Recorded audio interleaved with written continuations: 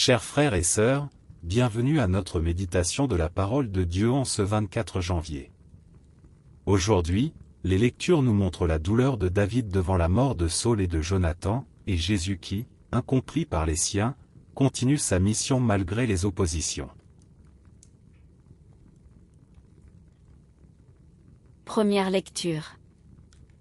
En ces jours-là, David, après avoir battu les Amalécites, revint à Siclag et y demeura 2 jours.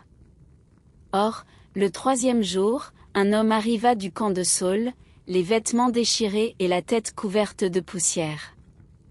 En arrivant auprès de David, il se jeta à terre et se prosterna.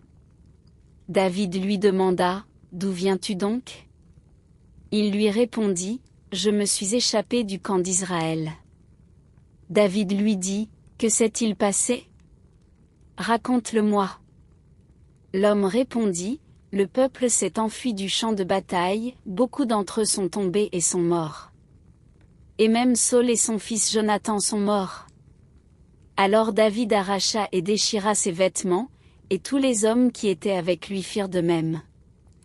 Ils se lamentèrent, pleurèrent et jeûnèrent jusqu'au soir, à cause de Saül et de son fils Jonathan, à cause du peuple du Seigneur et de la maison d'Israël, parce qu'ils étaient tombés par l'épée. Alors David chanta cette lamentation, « Ta fierté, Israël, transpercée sur tes hauteurs. Comment sont-ils tombés, les héros ?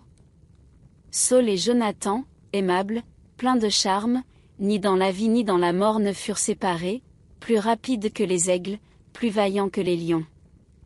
Filles d'Israël, pleurez sur Saül, il vous revêtait de pourpre somptueuse et rehaussait de joyaux d'or vos vêtements. Comment sont-ils tombés, les héros, au milieu du combat ? Jonathan, transpercé sur les hauteurs. J'ai le cœur serré à cause de toi, mon frère Jonathan. Tu étais plein d'affection pour moi, et ton amitié pour moi était merveille plus grande que l'amour des femmes. Comment sont-ils tombés, les héros ? Comment ont-elles disparu, les armes du combat ?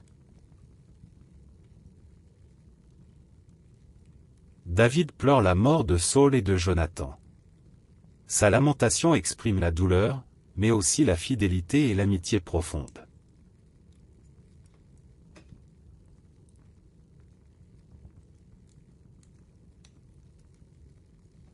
Et maintenant, nous allons faire la lecture du psaume responsorial. La réponse du psaume sera : Que ton visage s'éclaire et nous serons sauvés. Berger d'Israël, écoute, toi qui conduis Joseph, ton troupeau, resplendit au-dessus des kéroubim, devant Éphraïm, Benjamin, Manassé. Réveille ta vaillance et viens nous sauver. Réponse : Que ton visage s'éclaire et nous serons sauvés. Seigneur, Dieu de l'univers, vas-tu longtemps encore opposer ta colère aux prières de ton peuple, le nourrir du pain de ses larmes, l'abreuver de larmes sans mesure ? Tu fais de nous la cible des voisins, nos ennemis ont vraiment de quoi rire. Réponse : Que ton visage s'éclaire et nous serons sauvés.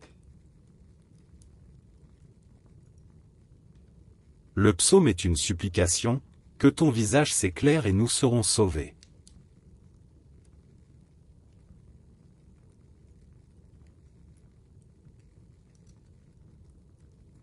Acclamatio avant l'Évangile. Alléluia. Alléluia. Seigneur, ouvre notre cœur pour nous rendre attentifs aux paroles de ton Fils. Alléluia.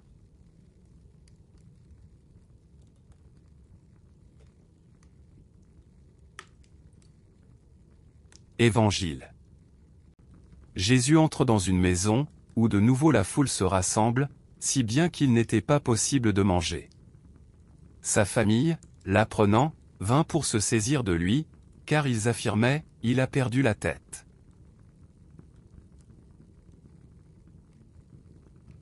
Jésus est incompris par sa propre famille, mais il poursuit sa mission avec détermination.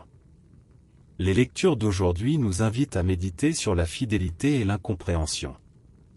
David pleure la mort de Saül et de Jonathan. Malgré les persécutions de Saül, David choisit de respecter l'onction reçue par lui et de pleurer sa mort. Sa lamentation exprime aussi l'amitié profonde avec Jonathan, une relation marquée par la loyauté et l'affection. Le psaume est une prière de supplication, le peuple demande à Dieu de briller de nouveau sur lui, de le sauver et de mettre fin à ses larmes. Dans l'Évangile, Jésus est incompris par sa propre famille, qui pense qu'il a perdu la raison. Mais Jésus continue sa mission, malgré les oppositions et les incompréhensions. Sa fidélité au Père est plus forte que les jugements humains. Aujourd'hui, nous sommes invités à vivre la fidélité et l'amitié sincère, à prier Dieu dans nos épreuves, et à suivre Jésus même quand nous sommes incompris. La force vient de la confiance en Dieu et de la lumière de son visage.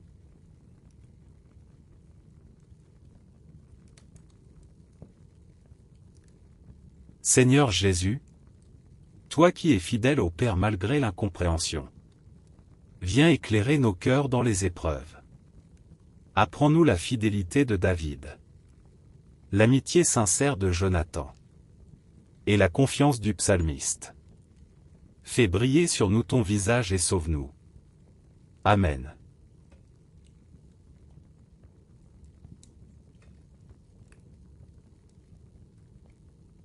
Que le Seigneur vous bénisse et vous garde.